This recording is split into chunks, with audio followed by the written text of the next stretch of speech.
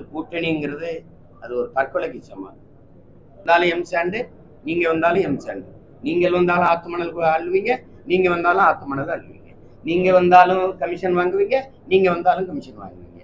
இந்த கட்சிகள்ல எந்த கட்சியோட சேர்ந்து நீங்க நாட்டுக்கு நல்ல ஆட்சி கொடுப்பீங்க? எஜமா கோச்சுக்குறாரோன்ட்டு ஒரு தவறுன்னு தெரிஞ்சும் பேச முடியல. கூட்டணி கூட்டணி வச்சாதான் வெல்ல முடியுங்கிறது அது தப்பு. அது தான் எப்படி சொல்றது, தனித்துவத்தை இழந்து விட்டு ஒரு தலைமை உருவாகக்கூடாது. அது சரி வராது. என் முன் அதிகாரத்துக்கு தனிச்சு நின்று வர முடியாதுன்னு உங்களுக்கு சொன்னது யாரு?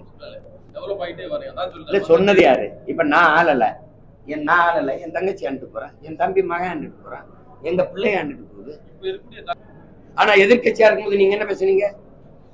கரண்டை தொட்டால் சாக்கடிக்காது, கரண்ட் பிள்ளை கேட்டாலே சாக்கடிக்கு பேசினாரா இல்லையா? எடுத்துக்காட்டுட்டா. அப்ப இந்த கட்சிகளோட போய் ஆட்சி செய்யணும். அப்படி ஒண்ணு திரும்ப திரும்ப சொல்றேன், என் கால்களை நம்பிதான் என் பயணம். அடுத்தவர் கால்களை நம்பி என் பயணத்தை தொடர முடியாது.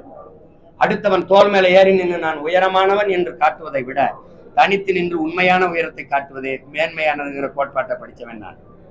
அதனால எனக்கு என் தம்பிக்கு இடையில அண்ணன் தம்பி உறவுங்கிறதுல பாசத்துல எனக்கு துளி இல்லை, அன்புல குறையில. ஆனால் அது கட்சியினுடைய கோட்பாட்டு கொள்கையில நாங்க முரண்படுறோம். எங்களுடைய கோட்பாடு அது.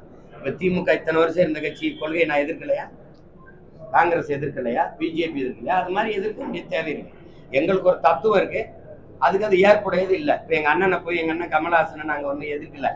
அவர் இப்படிலாம் கோட்பாடுன்னு ஒண்ணு வச்சுக்கிட்டு இது பண்ணல. அவரு நான் ஊழலை ஒழிக்க போறேன்டா அதான் முடிச்சிட்டாரு. விஜயகாந்த் ஐயா வந்தாரு, வறுமையை ஒழிக்க போறேன்னு. அது சார்பற்ற சமூக நீதிங்கிறார். இப்ப நீங்க உங்க வாயிலா எல்லார்ட்டையும் கேட்கிற உலக தமிழ் மக்கள் எல்லார்ட்டையும் கேட்குறேன், மதச்சார்புள்ள சமூக நீதினு இந்தியாவில இருக்கா?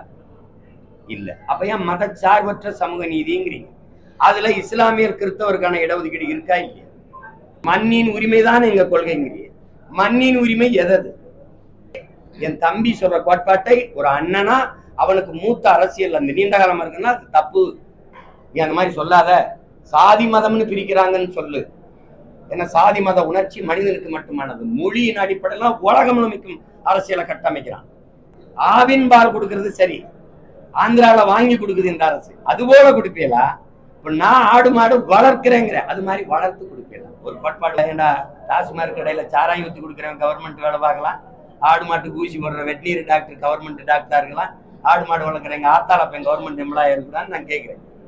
என்றாவது ஒரு நாள் தோற்க போகிற ஒரு கோட்பாட்டை ஏற்று அதன் வெற்றிக்காக இன்று நான் பாடுபடுவதை விட என்றாவது ஒரு நாள் வெல்லப் போகிற ஒரு கோட்பாட்டை ஏற்று தத்துவத்தை ஏற்று அதற்காக போராடி தோற்பதையே மேன்மையாக கருதுகிறேன்.